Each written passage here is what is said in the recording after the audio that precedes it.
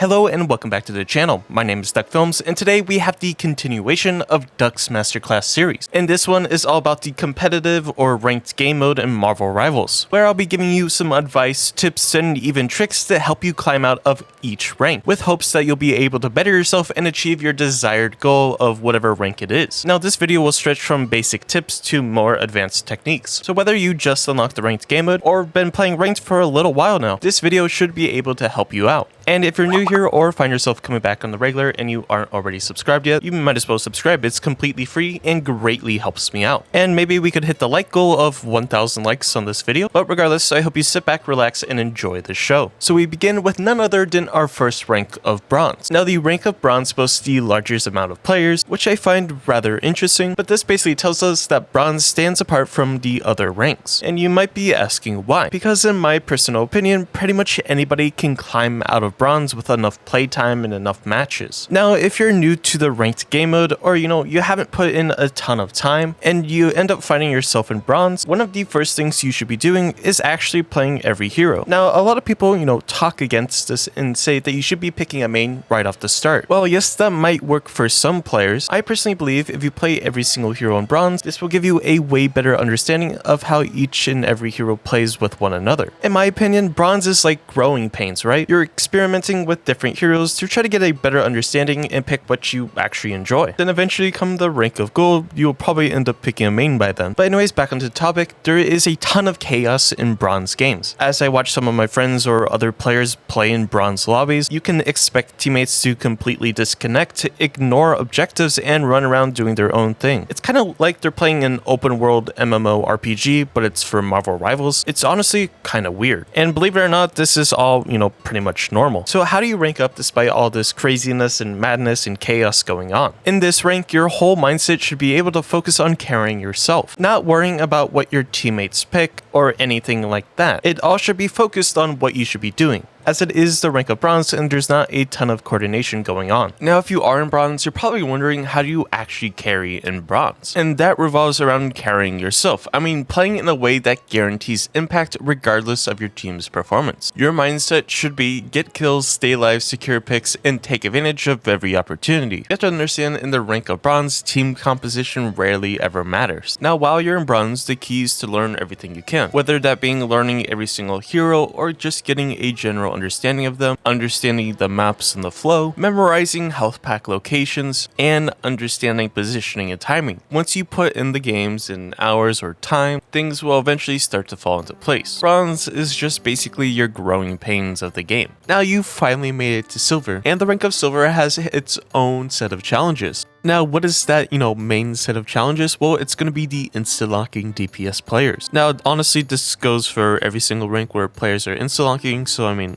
it doesn't matter too much. But in Silver, what's the right move? Should you fill, or should you try to make the best composition possible? Now, honestly, you shouldn't default to filling. Your first instinct should be to carry on the heroes you play best. As in Silver, it's kind of like Bronze, where team composition doesn't matter a whole lot, although it is still a factor. Now, don't get me wrong, that doesn't mean never fill. If your team has 6 DPS and no tank, then yeah, it might be a lost cause unless someone adapts. But before you give in, at least try to make it impact first. In my personal opinion, whether it's the Vanguard role, the Duelist role, or even the Strategist role, in the rank of Silver, pretty much anyone has the power to carry. So what's our final takeaway if you're stuck in Bronze and Silver? Remember to focus on yourself. Try to master every hero or get, basic knowledge. Stop blaming teammates and learn from every game. Get kills, and stay alive. The climb starts with you. Now, I just want to say, when you finally made it to Gold, it's a rather interesting experience. Think of Bronze and Silver like your introductory class. It's where you're learning and testing everything new. But Gold is kind of where you have to start cementing your playstyle. First and foremost, for your main role, either choose 2 to 3 heroes that you play at a decently high level. Make sure you know the ins and outs of those specific characters, whether that being,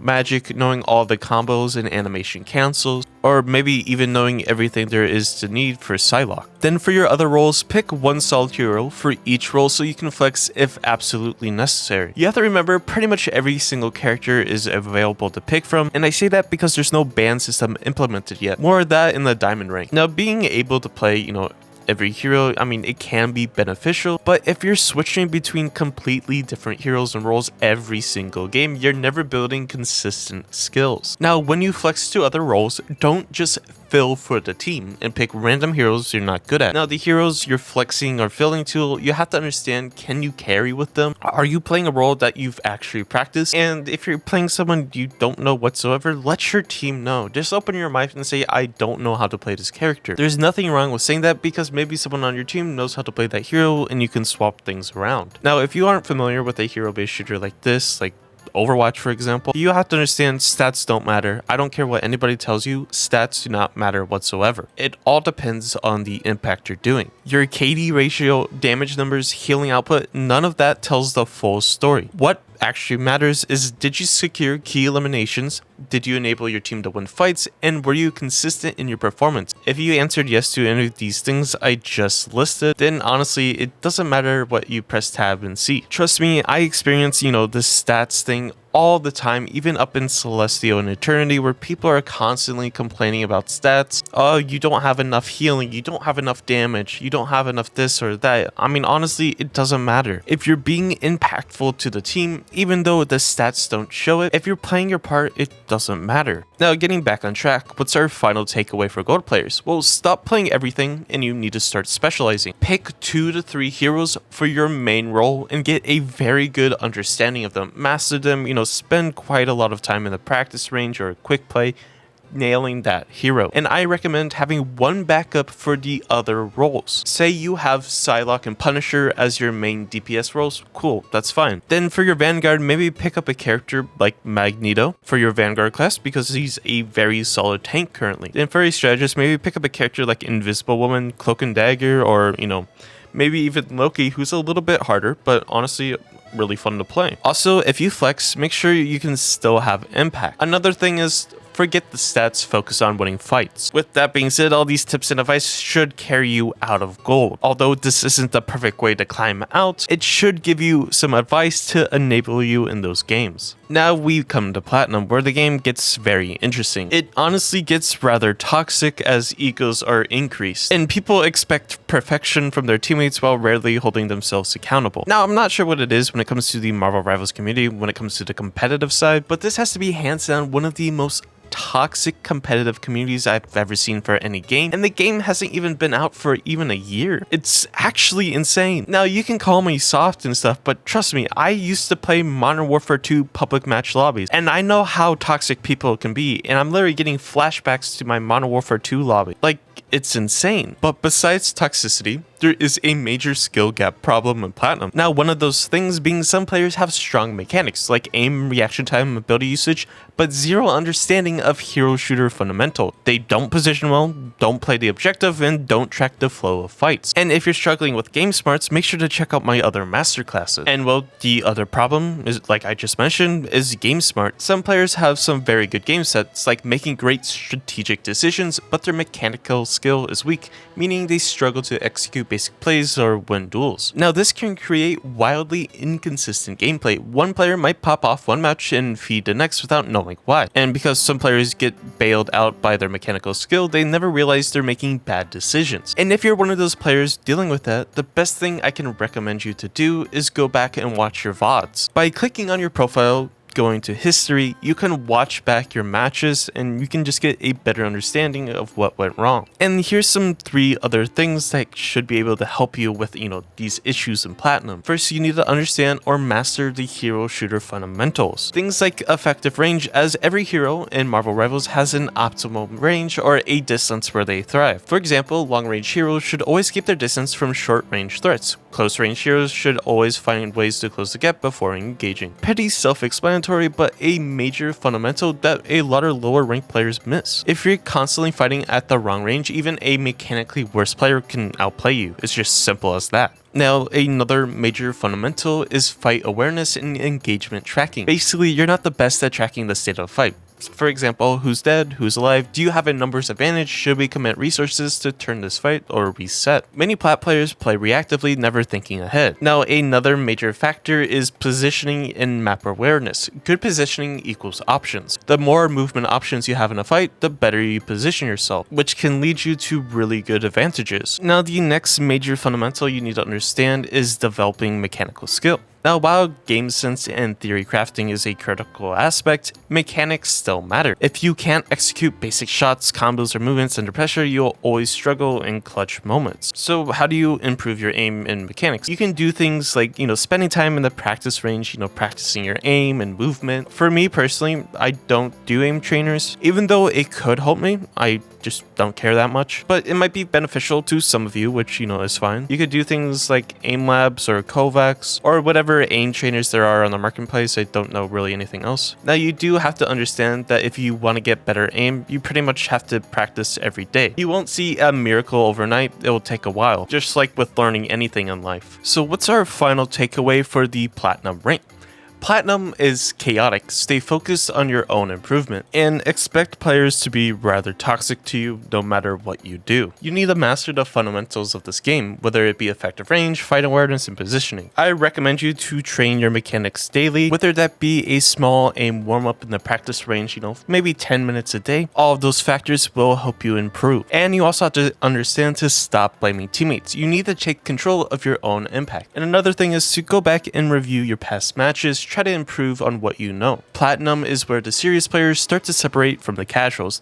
The ones who adapt, learn, and improve will rise to Diamond and beyond, while the ones who stay complacent will be stuck here blaming their teammates forever. And today's video is sponsored by me, so I guess make sure to hit that like and subscribe button, and maybe consider becoming a channel member so you can see these videos a day early. But back to the video. Now the rank of Diamond is literally where everything changes. At this rank, the skill gap between players, just like Platinum, is a major factor, but in the rank of Diamond, it starts to sharpen dramatically. And for the first time, you can't just one-trick a character or rely on broken synergies to carry you through. And you might be asking, well, why? Why can't I do that? Simply put, there's a ban system. At this level, bans fundamentally change how Marvelrivals is played. You can no longer spam the same heroes every game, and most of the overpowered strategies will get banned frequently, so adaptation is the key to climbing. For example, some of the most banned heroes currently are heroes like Wolverine, as he's still very strong. Believe it or not, Luna Snow is up there. Also, Hulk or Bruce Banner is also still, banned quite a lot, even though it's not the biggest change. And Cloak and Dagger is still also banned. Now, that's just a short amount of characters that are getting banned in the wide list, but those are some of the ones you should know if you're one-tricking those characters. Now, here's the thing when it comes to banning characters. There's things such as smart bans. I highly encourage you to play for your team, not the meta. You should always try to ban, certain heroes based on your team composition. For example, if your team is running a dive comp, I would ban a hero like Luna Snow or Namor because those are some of your biggest counters. For me personally, I always ban Luna Snow because it indirectly nerfs Namor in a way because he won't have the team up ability. And it's also one less support ult you have to worry about. Now that bans are in play, you can't always rely on your go-to heroes. That's why, as I said, in Gold and Plat, to specialize in 2 to 3 heroes for your specific role, then have at least 1 hero for your 2 backup roles. You can see how some of our components from earlier ranks do carry over to our higher ranks. Now, whether you like it or not, counters are a major factor. If certain heroes are banned, you have to understand how to play against certain heroes. For example, if you're going against a dive player and Namor is banned, it's going to be quite tough to counter him because, one of the best counters for him is banned. So you could grab a character like Winter Soldier or Storm to play against that Black Panther. At this level, adapting to counters is just as important as mastering your main heroes. Now, you don't necessarily need a massive hero pool, but you do need backup picks that don't auto-lose to meta threats, if that makes sense. Now, another thing you're going to have to grasp is to start learning the meta. But that doesn't necessarily mean you have to play it. Now, before Diamond, the meta didn't really matter. You could climb by just focusing on mechanics and fundamentals. But at this rank, you have to understand what's strong and why. Now, me personally, I'm not a fan of playing what's meta. At the end of the day, it's a video game and I play what I enjoy. But the difference is that I still perform well even if it's a quote-unquote off-meta character. For example, I play Hawkeye a lot.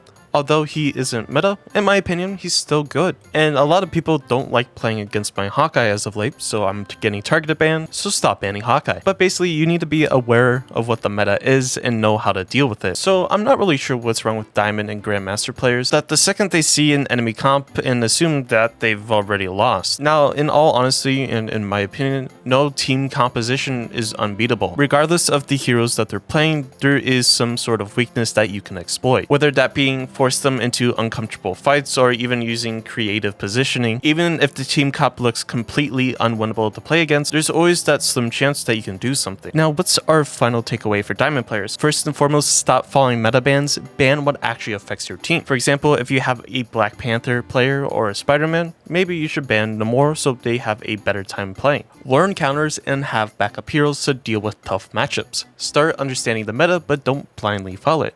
And never assume you've lost just because of what the enemy team has. At this rank, the players who think critically, adapt, and learn from every game will climb to Master and beyond. Now, you finally made it to the rank of Grandmaster, or Grandmaster, whatever you want to call it. And honestly, the biggest thing in this elo, even in the elo of Celestial, is ego. I've never seen such players with the biggest egos in my entire life. It's quite literally insane. People will insta-lock DPS, will go 0-12 and still refuse to flex and fill for the rest of the team. And I really don't understand why, but that's just it. Now, one reason why you may be stuck in Grandmaster or plateauing is because you play too safe. You climb by avoiding mistakes rather than actively making game-winning plays. Think about it, you're mechanically solid, you rarely feed, and you play discipline. Sounds great, right?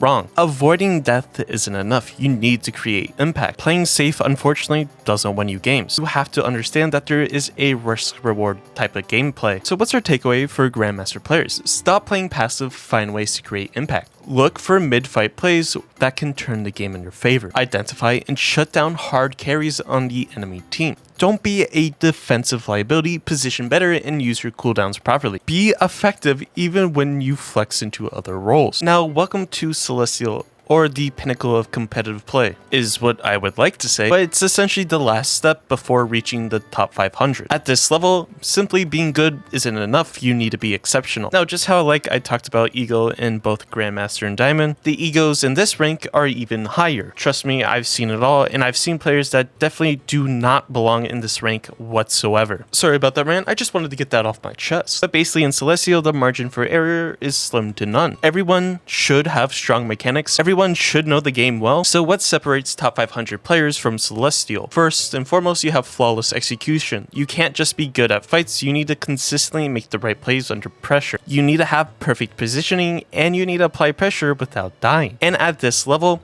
self-review is no longer optional. It's a necessity. You need to, and I mean you need to watch your VODs. If you do not watch your VODs, no matter how much practice you put in, you will never get past Celestial. Now, there might be the few small exceptions of players that, can rank up without VOD reviewing. Well, that's perfectly fine. But for the majority, you have to VOD review. Because if you don't VOD review, you'll never understand the mistakes you're actually making. And if you want me to review your VODs, and if you want me to review your VOD and figure out what's going on, just shoot me an email and I'll literally watch it for free and help you out. Not a paid service or anything. If you generally just want to get better, I'll literally help you improve for free. But going back to the Celestial topic, you need to play with complete game awareness. At this rank, you must have a sixth sense for the game. Every fight, every engagement, every decision should be calculated. You need to understand that you have to track enemy ultimates, you identify fight momentum, and you understand risk versus reward. Now, something that I see a lot is that you have to, train your instincts. And what I mean by that is a big mistake lower ranked players make is trusting their instincts too soon. In lower ranks, you need to play based on logic and analysis, while as in Celestial and up, your instincts must be refined through constant review and self-improvement. Again, you just need to constantly review your work. And you also have to master the art of consistency. Celestial isn't about having one amazing game, it's about performing at your highest level every single match. Your best needs to be your baseline. You can't afford off game. Your mental game needs to be strong as your mechanics. If you feel a slight rage coming on or a slight burnout, go stop and take a breather. You never want to play this game tilted, trust me. So what's our final takeaways for Celestial players? Well, every part of your game must be top tier with no weaknesses. Self-review is a mandatory necessity. You have to understand that you need to track enemy ults, read fights, and play with complete awareness. Train your instincts through repetition and critical thinking. Consistency is everything. Your best level needs to be your normal level. So now we finally made it to the rank of eternity, or one above all, or top 500. Now it's 3 different meanings, but it's all generally the same. And basically everything that I've been saying up to this point, whether that being game sense, mechanical skill, positioning, all of that, everything I've listed so far in this video has to be flawless. Pretty much the margin of error has to be less than 0. At this level, pretty much every player knows the basics. They understand positioning, cooldown management, and mechanics inside out. With that being said, the only way to consistently gain an edge is by making aggressive high-level plays that carry inherent risk, but executing them so well that you don't get punished. Things like calculated aggression is a major factor, and every move you make must have some intent, and you have to be able to understand playmaking under pressure. No matter what you're doing or what fight is going on, you have to figure out a way to pull through it. Now you also have to kind of get ahead of the meta, right? Take for example Team Captain. If you don't know him, he's the #1 Wolverine who's been playing him since season 0. He understood the power of Wolverine before anyone else actually did. And with that, it allowed him to climb into top 500, practically super easy. That's because he understood how to get ahead of the meta. So what's my final takeaway for top 500 players or people striving for this rank? At this rank, you don't just need skill, you need perfection. You need to be aggressive but calculated. Every play must have intent. You have to eliminate core mistakes because the best players will punish even the smallest ones. And you need to go beyond what's known, innovate, experiment, and master new tech. You have to force enemies to respect you. Be so dominant that they adjust their playstyle around you. And consistency, it's everything at this level. Tiny gains make the biggest of differences. At the absolute highest level, you're not just competing, you're pretty much shaping everything. Now with all of that being said, hopefully this video has helped you in any way, shape, or form. Whether you're loading up your first ranked match for the first time, maybe you're stuck in gold trying to figure out what's wrong, or maybe you're the person plateaued in Grandmaster and need some help. Hopefully this video has helped you in any way, shape, or form, or maybe you just found it entertaining. And if you did, make sure to hit that like and subscribe button, it greatly helps me out. But nevertheless, I hope you have a fantastic day, and I'll catch you in the next one.